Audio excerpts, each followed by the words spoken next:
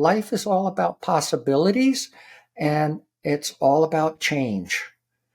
And I am all about learning to embrace change, and that's what I try to help other people do, is embrace changes in their lives.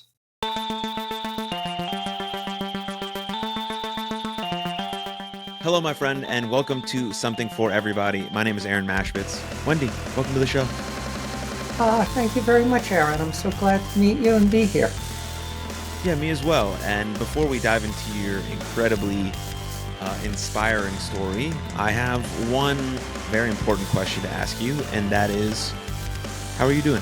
Actually, how are you doing? I'm actually doing quite well.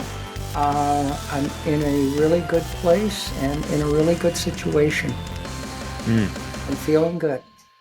Yeah, it wasn't always that way for you, No, was it it? wasn't. Yeah. Tell I me a little bit spent, about that.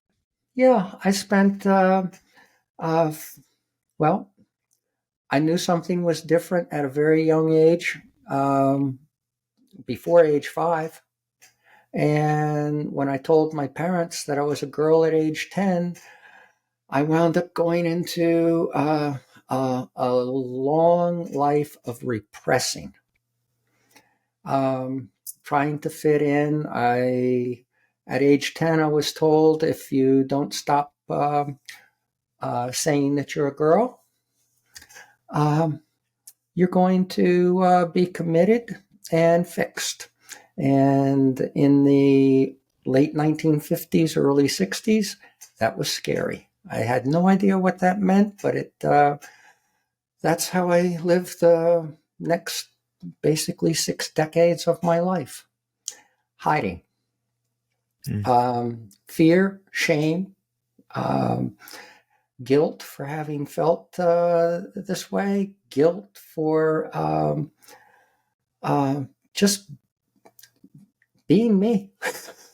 And so my male representative went on and tried to check all the boxes to be quote unquote normal and fit into society. Mm. I had various periods of my life where I tried to deal with this. 1970, I tried to transition, and that didn't go well either. That was when I discovered that, according to the medical society, the psychiatrists, my psychiatrist, who was the last doctor I ever talked to about this until 2015, he told me he wanted to take me to a group of psychiatrists. They met every quarter, and I'm sitting in this room talking with these people. And I got about 5 minutes into it, and one of the doctors stands up, says, "I'll see you all next quarter. I'm leaving now," and turns and looks at me and goes, "You're a freak. You should move to New York City and turn tricks like the rest of them." That just crushed me right there. For the next, for the rest of that century and until 2015, I never, ever talked to any other therapist or doctor about this. And it wasn't until late 2014, I was on the verge of killing myself. I was so tired of repressing who I am, what I am. It turns out I decided, well, instead, let's go and look online before I do anything. I had everything all set up to go. Before I do anything, let's look one last time. I got into Google. I looked and I found that what I was told in 1970 was a psychological condition with no treatment and no cure now was considered a condition that you're born with. It's a medical condition, if you will. I was born this way. It's now treatable with therapy, hormone therapy, and any necessary surgeries. And I was, wow. I was, it was like everything just changed for me right then and there. I forgot all about killing myself. I wound up uh, leaving my basement office where I was looking into this and going upstairs and telling my wife at the time, remember what we discussed in 1978? Because I did come out to her after 4 years of marriage that this was how I felt. And she agreed that we should stay together as long as I didn't do anything about it. So I continued to repress. Well, in 2015, I decided I'm going to see a therapist. I told her that I was going to start therapy, and I did. And I had a really great therapist. And that was the beginning. I spent the first 6 months of 2015 just working on me, um, shifting my beliefs. Our beliefs are formed by our emotions and our thoughts. And I had been repressing everything about me. And I had a total belief that there was no way I could actually be me. I had to shift that. And I did. Um, I got into mindfulness, meditations, law of attraction. Uh, my therapist and I worked together very closely. And it was a wonderful experience. Within 6 months, I went from being afraid, convinced that I couldn't do this, convinced that, nothing was going to work out, to the point where I just knew it was the right thing for me to do. No longer afraid. And I just decided, okay, I'm going to take that leap of faith and just do it. Hmm. And that kind of became my mantra for everything. Just do it. Beautiful. It was largely a lot of energy work. Shifting my beliefs, shifting my thoughts, blocking the thoughts that I had that were not supportive, that were detrimental to me, and substituting them for thoughts that were affirming, supportive, and just being authentically me. And I found that I could be out in public, that no one particularly paid any attention to me. We all have our own things going on in our lives, and I learned a lot from this about life and living and who I am. Yeah. And I basically accomplished I I did cross dress in my early years, and I did cross dress for a little bit after I told my wife about this in 1978. She told me that it would be okay, but I couldn't leave the house. I couldn't do anything. I had to hide. I hated it. Mm. um, so that was basically, I stopped doing it.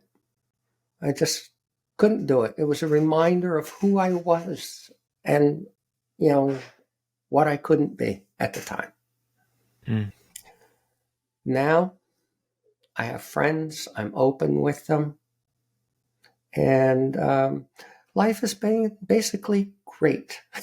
The last 8 years have been the happiest time of my life, by far. Yeah. Well, it's there's no greater weight to carry than showing up as someone other than yourself, Oh, especially when you're not allowed to, right? There's a mhm, difference between like me going to high school just trying to like fit in with the other guys. Like I'm not showing up mhm, authentically. Yes, it's going to make me energetically a little exhausted, but it's a choice that I'm making. Like I just want to fit in, I want to belong. Right. You, on the other hand, you had to, you like were forced to. There was no other Mm-hmm. option. And so that weight is this like unbearable, especially to basically hold that for close to 60 years. Mm-hmm. And so, my question would be, how did you endure? How did you keep going? I know it reached a point where it got really dark, and we can touch on that as well, because as you know, I have a very personal relationship with that. Mm-hmm. But for the 55, 56, 57 years leading up to that, you just endured. You endured, uh, you know, for lack of a better term, some really fucking terrible circumstances. Exactly. Um, One of the things that I can say is I had a lot of distractions. Hmm. Um, in the early 70s, I got very interested in computers. And at the time, it was computer technology. So I immersed myself in that. While I was doing that, while I was going to school for that, while I was working in that field, I could immerse myself into that, and it helped forget about this, at least for that moment. Hmm. Um, it never goes away. Wake up in the morning, go to bed at night, it's there. In between, distractions. Um, I I did everything I could to, I had always been told, well, if you have a career, you have a wife, you have a family, you have a house, you'll forget all about this. And at, I just got to a point where I had to try it because nothing else was working, especially after my 1970 experience. Hmm. And so I started my career in 1974 in computers. I got married. I had a family, and it didn't work. That's when I told my wife. I found out later that, she had her reasons for just, as long as I didn't do anything about it, we would stay together, and we did. I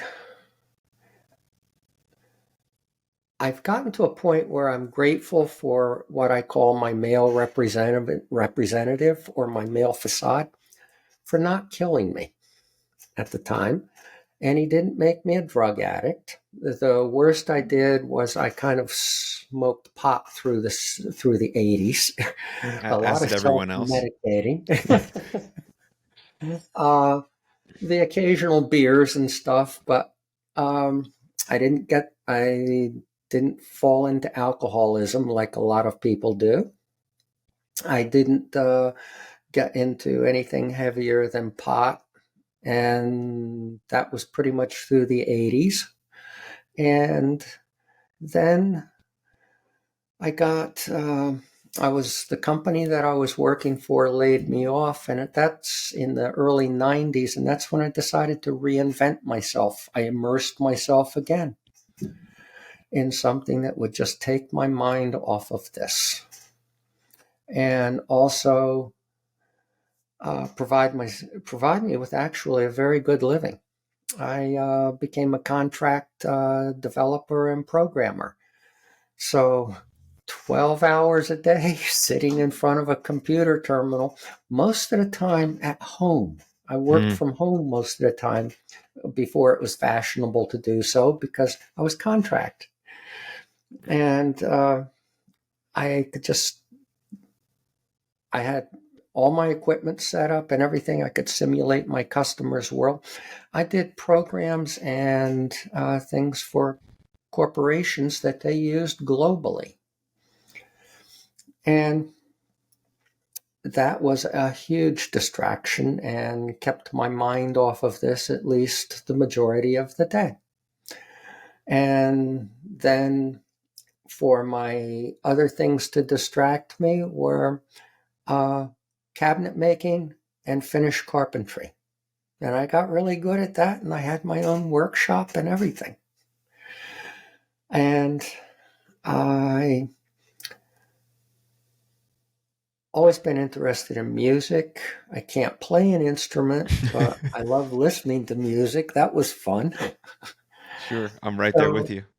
yeah, um, I'm a longtime deadhead. Oh, uh, you are? So is my dad. yeah, That's awesome. yeah.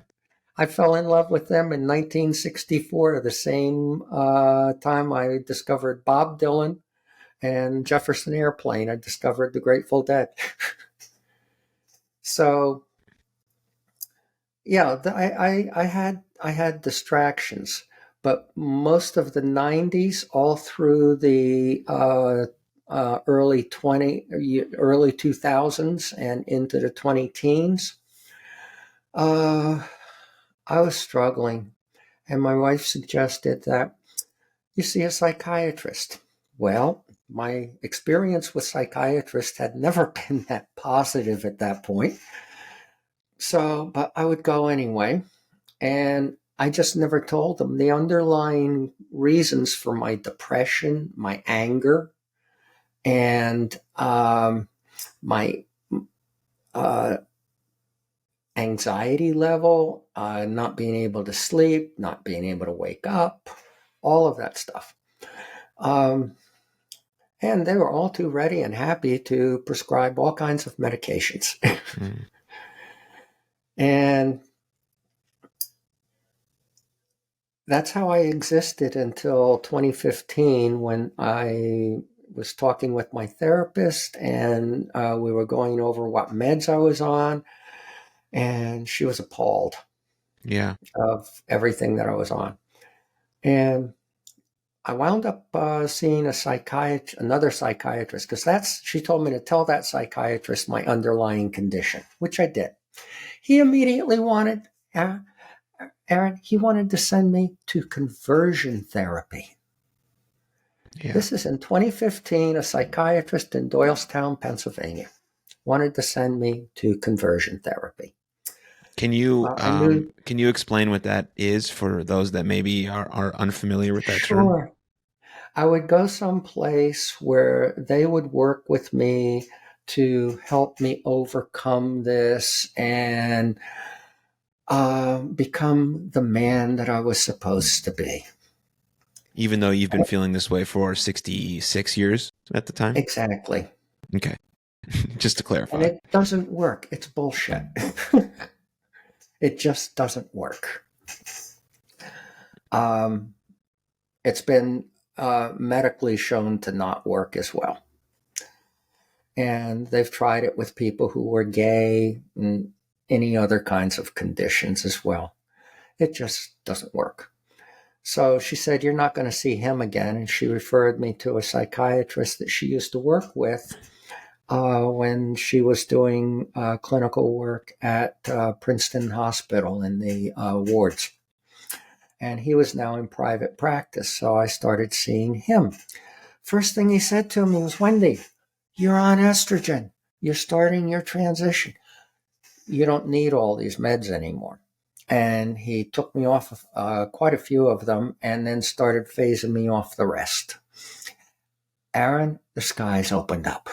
I Mm. started to feel wonderful. And he was right.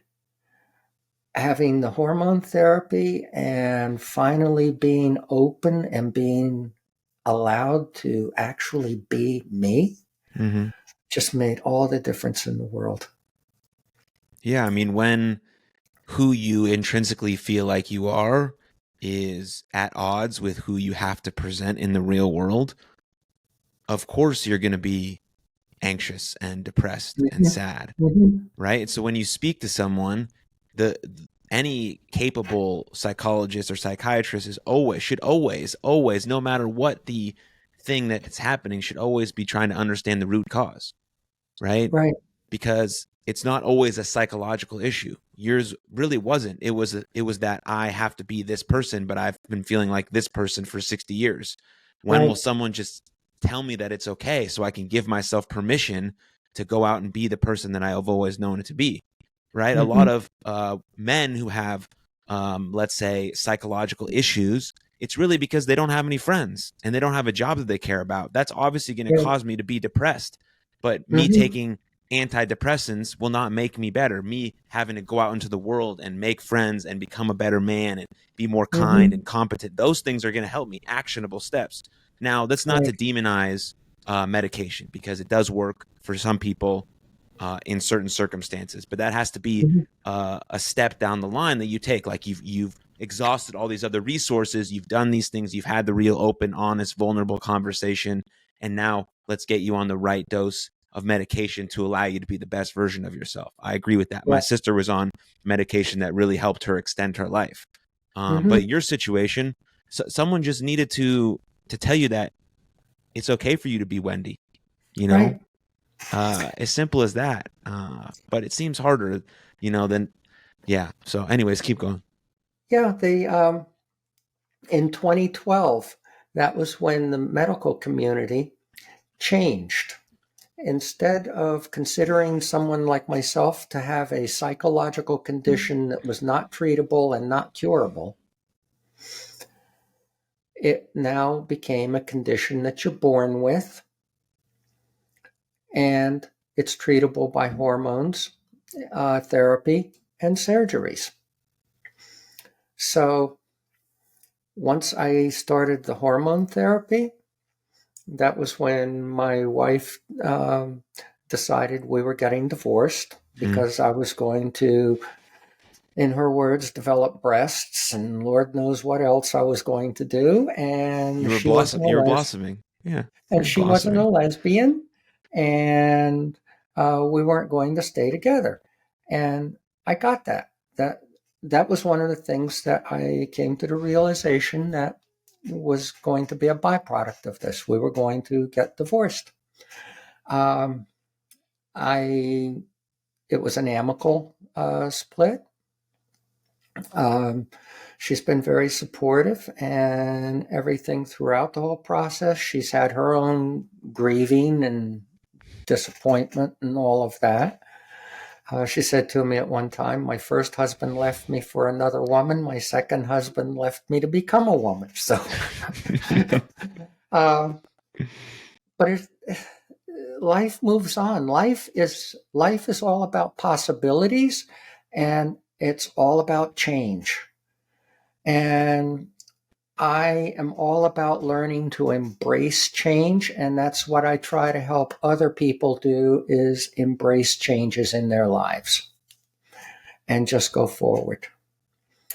I moved into a wonderful community in Pennsylvania called New Hope, large LGBT community, predominantly gay. And I thought, oh, wow, they're all going to totally get me. But what I found out was that, yeah, they were very, open and all of that, but they really didn't understand what my life was all about. Um, and to be honest, I didn't fully understand or appreciate theirs. So what I did was I started initiating conversations. If anyone talked to me about what it's like to be born like this and what it's like to I lived for 67 years as a guy, knowing fully well that's not what I was. I was very open with everybody. We would talk about the fact of, there's, we all go through shame, fear, guilt, do everything in our power to fit in, to be what society expects of us and fit into social norms. And at some point, you just give up. You find self acceptance, self awareness, and actually begin to develop some self love. And with the guys that I was talking with about this, especially the ones who were married with families like I was, you get to a point where you're done. And you go and you start living your authentic life, whatever your sexual orientation is and whatever your gender identity is. And the only difference between them and me was they became G's and I became a T. And that was it. And we actually had more in common than not. Of course. And it was fun. I had a wonderful time talking with people. That's the first. In my previous life, Aaron, I was not social. Why not? I had a secret to hide, and it was Mm, too hard. you didn't want to have to tell Uh, anyone. yeah, my wife would throw a party for the family and would invite in friends, in the holidays and all of that. I'd put in an appearance for about 20 minutes and disappear Mm, and just stay in my space in the house by myself. Um, and it was just too difficult. So actually, once I started living as myself, I became very social. I'm very social with people. I go out, and it's been fun. mm, I got to a point too where I decided, well, I could help other people with this. yeah. And especially, I realized that I still felt like an imposter because I still had my male anatomy. Never liked it, didn't want it, needed that corrected. I had surgery with Dr. Rachel Bluebond at NYU Medical Center in August of 2017. Mm, I was so delighted that day. I literally ran through the hospital doors upstairs at 5:45 in the morning to the second floor to check in for surgery that day. It was great. Of course, I slept most of the day, and one of my friends from Pennsylvania came to visit me, Bob, and that evening, evening after surgery, and he visited me again surgery was on a Thursday. He visited me again on a Friday. I had friends who visited me on Saturday. I checked out of the hospital on Tuesday, 5 days after surgery, and went back to New Hope. And I rested on Wednesday, and Thursday I was walking through town. And I couldn't believe how great I felt. Yeah, yeah, I there was was gonna some say, walking around on Thursday after getting this surgery, how do you feel? What's the weight like? Do you feel free? Do you feel oh energized? Do you feel God, excited? Do you like what's going on there? all of the above, Aaron.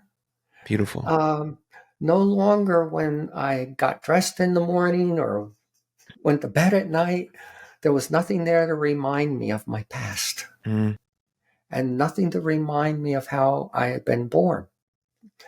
I'm convinced it was by mistake. I've read an article, I don't know the details of this very well at all, but there's a segment of the brain that develops in females that is kind of dormant in males. And it's a very small area of the brain. And I that was one of the things that they mentioned that was a possible thing that happens to people like myself. In one degree or another, that area of the brain develops. And so while your brain becomes female, the rest of your body gets the wrong message and goes male. mm. That's that's a possibility. Also, the article said that the only way they could test that is during autopsies. So I'm not going there yet. No, no. Now you're just in your prime, living your Oh, best yeah. life. Oh, I'm nowhere near done living now. No. Now you feel energized now, not Uh-huh. repressed, not shut down. I think one thing So, really important about your story is the fact that you saw all of these psychiatrists and doctors, and all of them shut you down and said the wrong things and called you a freak and wanted you to, do all these things. And then you still decided, around 2014, 2015 to see this one therapist. I don't remember her mhm, name, but she's the Stephanie. one, Stephanie. She's the one who finally saw you for you. What was that like? Finally, leading up to all of these moments, and you walk into another therapist's office, maybe thinking they're going to say the same thing, even though it's 2014, 2015, and the world has changed a little bit, but not everyone, right? You know that for sure. Obviously. What was that like? What was it? Were you feeling like it was going to go well? Do you think this everything was going to lead in this direction? What happened there? I wrote emails to a number of psychological clinics in Bucks County and in Montgomery County, Pennsylvania. I got responses back from a couple, and I got a really nice response back from a clinic in Newtown, Pennsylvania. And the person that ran the clinic said she would show my letter to all the psychologists at their next staff meeting, and would get back to me with whoever was interested in working with me. Well, two were interested, and Stephanie's picture, her eyes, her profile really connected with me. It resonated. So I was excited for my first therapy session. I walk in. Now, understand, this is the first time that I've been able to talk, Aaron, to a total stranger about how I feel Hmm. since 1970. When you told your wife? I told, and my wife, but Oh, right. in terms of anyone outside that kind of relationship, Mm. that's a long time. Yes. I poured my guts out Mm. during that session. It felt wonderful.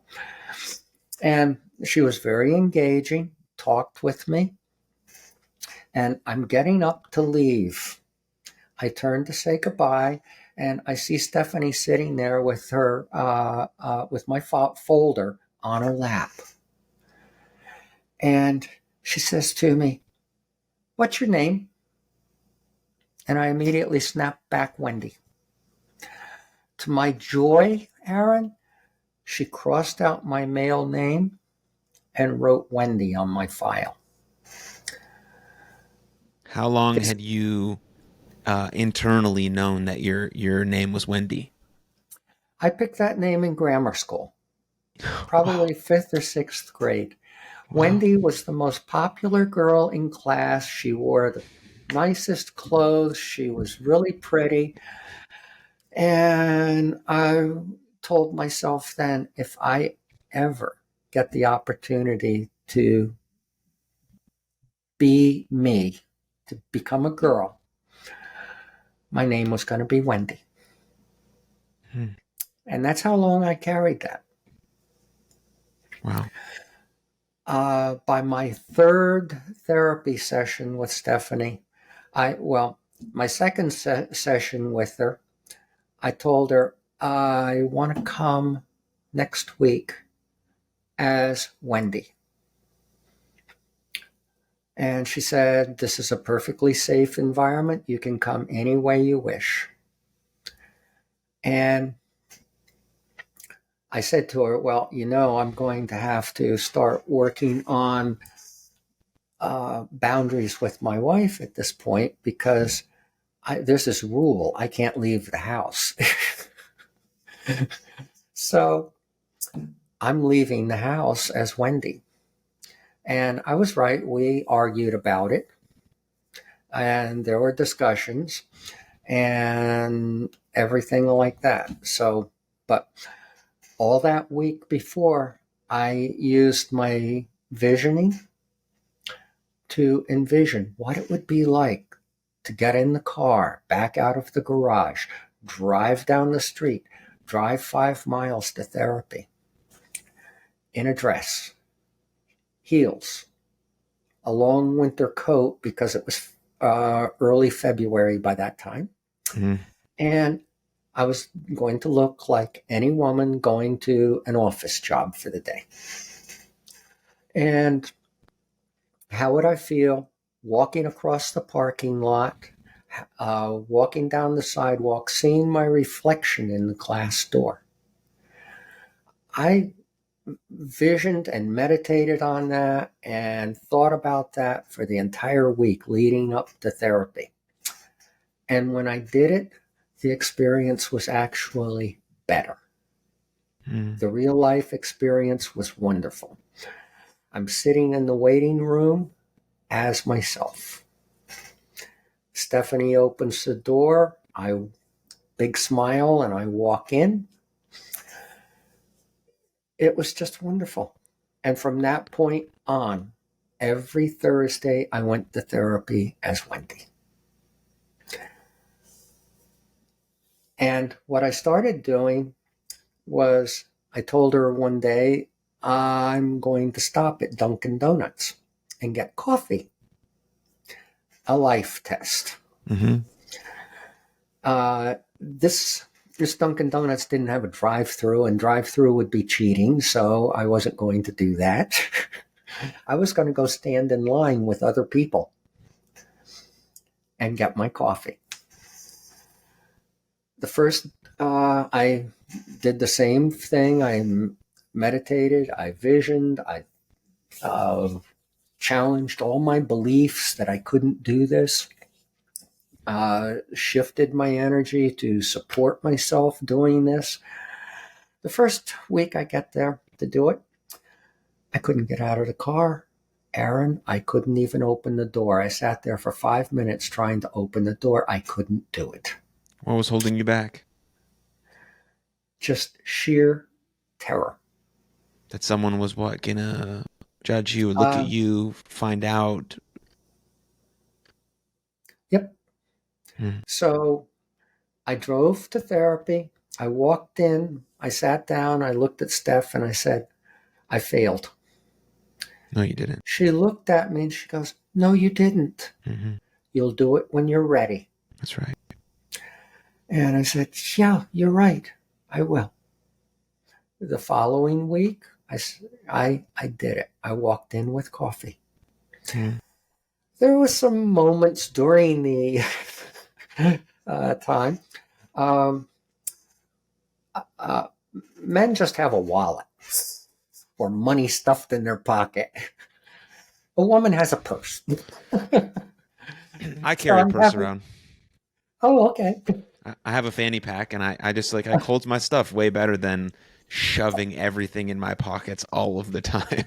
Oh, yeah, it does. Yes, way more convenient. So yeah, I like a good purse. Anyway, sorry not to interrupt. That's okay. I've gotten used to purses. I like them. Yeah. But anyway, for the same reasons you just said. But so I navigated opening my purse, getting the change, navigated with the coffee and all of that. It was okay. And I looked around and nobody was bothering with me. Not even the 2 local policemen that came in and stood in line behind me, which initially triggered me because back in New York State in the 1970s, I would have been arrested and fined and put in jail for appearing in public as a female when assigned male at birth. Mm. It was against the law in New York State, even in New York City. So, but that was no longer the case. I'm in Pennsylvania. There's no problem, and of course, like everywhere else, everybody has their own thing going on. Right. They weren't paying any attention to me. and everything was fine. So for the rest of the time that I was seeing Steph, before I moved out of the house and moved to my own apartment, every week on my way to therapy and on my way home, I would give myself life tests. Go out and do something. Be in public. Be seen. And it just works. Yeah. And after I had surgery in 2017, that's when I decided I really enjoy helping other people with this. Yes. And it's evolved to where I help people with, going through significant life changes. Because while changing my gender and presentation and my sex is a rather profound life change, everybody goes through life changes Yeah. and Yeah. I has mean, experiences. to stop you right there before we get further into your what you're doing as a Right. coach, I want to mention how powerful it is to have that one person in your life who actually does see you. And for you, it was Stephanie. Mm-hmm. Um, but people think everyone has to see them as they are, and that's not really going to happen. People have, like you're saying, a lot of stuff going on. Their perspectives are different, their views are different, the things they're thinking about are different. But if you come across that one person, and if you can be that one person for someone, the Mm-hmm. the impacts are profound. There was a stat from the Trevor Project that I don't know if I'm saying this 100% right, but I Mm-hmm. think the stat was that if you have one person in your life who accepts you, you are 35% less likely to even attempt suicide. And Exactly. if that number and stat doesn't stick out to you as you wanting to be that someone, Mm-hmm. I don't know what else will encourage you. Like, and acceptance doesn't mean full understanding, because Right. people are complicated in every way. Mm-hmm. Acceptance means just looking at the person and seeing them as a full human being, like you're a person, Exactly. and I love and I cherish you. And as we get to know each other better, and this version of you that's blossoming and becoming, I want to get to know that version. And someone receiving that and feeling seen, like their life Mm-hmm. can be, profoundly impacted in the most positive direction. Mm-hmm. Because a lot of what they're receiving is the opposite of that.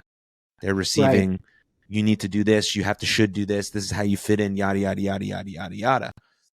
Mm-hmm. And so I just wanted to point that out as a really important part Oh of yeah. your story, and And why I'll probably you're so why you transitioned into being a coach and a mentor, because right. you want to be able to be that person for everyone that you Oh, come in contact absolutely. with. So go ahead. Sorry. And no, that's okay. Stephanie was the very first person in my life to ever accept me for Mm, who I am, unconditionally. In our very first session, that was so powerful.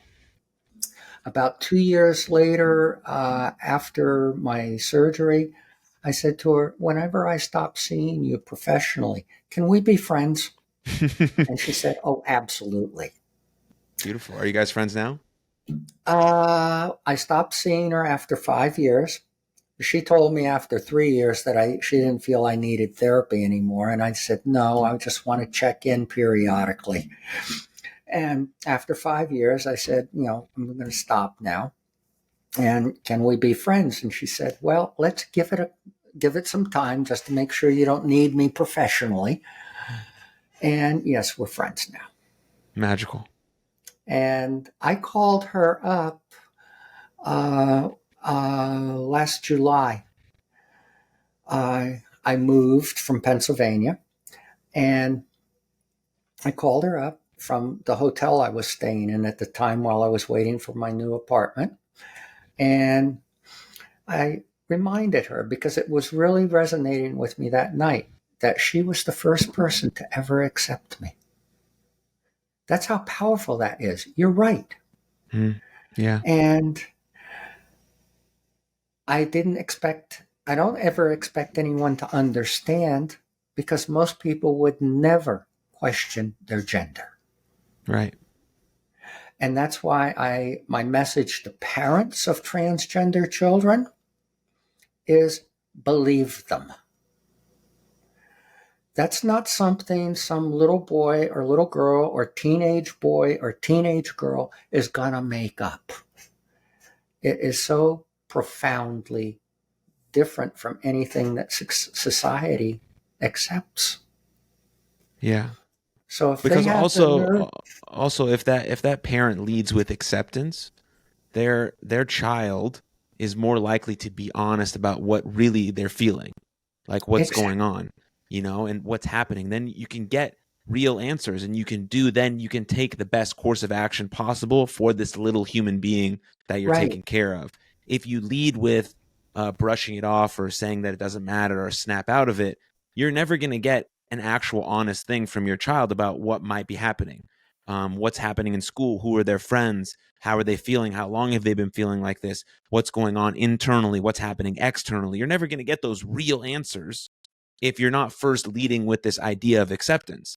Now, again, acceptance doesn't mean like accepting everything and just like not questioning anything. It's not that. It's like, where can we actually have a conversation? Because I see you now as exactly. a person, as a real living, breathing human being who matters deeply.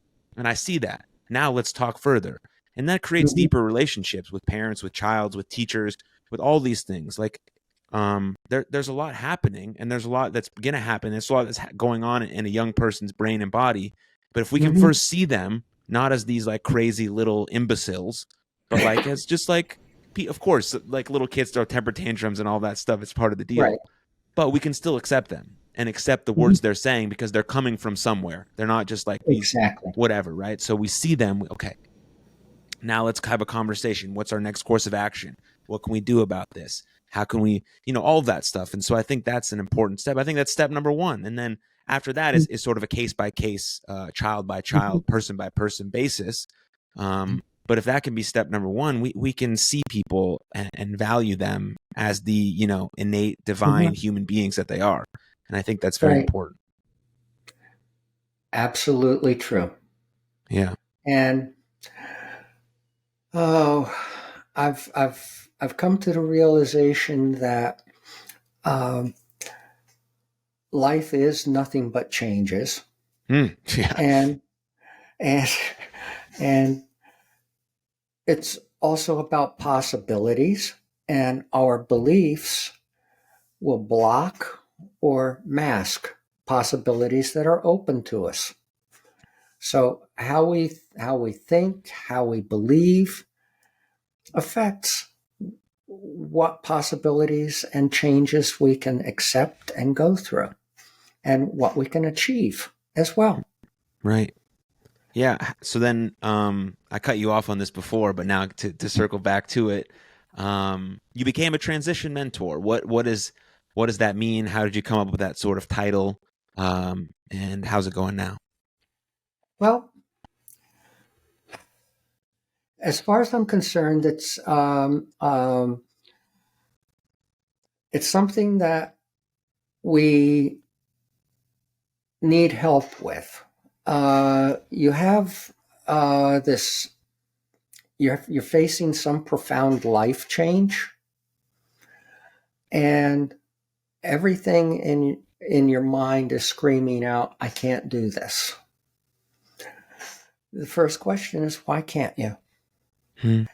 What I have learned through my own experiences is that, and I call it Wendy's 80% rule. Yeah, I was going to ask you about the 80, 80% rule. So yeah, great.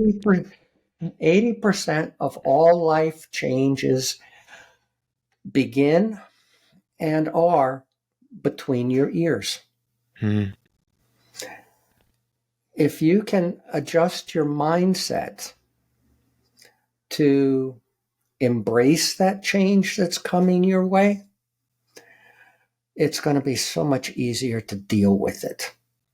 And in fact, you can, well, people that I've helped with transitioning, people that I've helped with other aspects of their lives wind up thriving.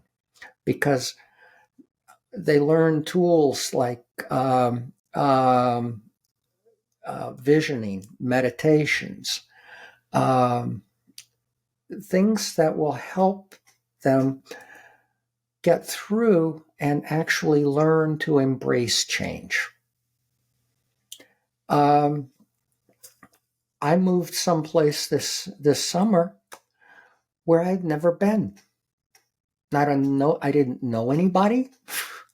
I'd never been here as an adult, and I decided, okay, that's change. That's a growth experience. I'm going to do it. Yeah. And that's what I try to help people learn to do. Yeah. It just makes life so much more exciting and so much more fun to be open to change. Yes, absolutely. I mean, because the only constant is that things are going to change. So, Mm-hmm. uh, our first battle is accepting that that's our fate. The same way we want to accept a human being, we want to accept that this is our current reality, which ultimately means we have the power to change it moving forward. How can we adjust? How can we regroup? How can we grow? How can we elevate? How can we pivot? All because I accepted the fact that this is my situation. Um, and having a mentor, a guide, someone who's been through it all Mm-hmm. in your sense, someone who's been into the darkest places you can be, pulled your way out of it, found someone who could help you. It's amazing. Right. So Personal growth is just wonderful, and it's a wonderful experience. yeah, And uh, uh, the human mind wants to keep everything kind of status quo. yeah, It wants to protect us, and changing something means that there's a risk.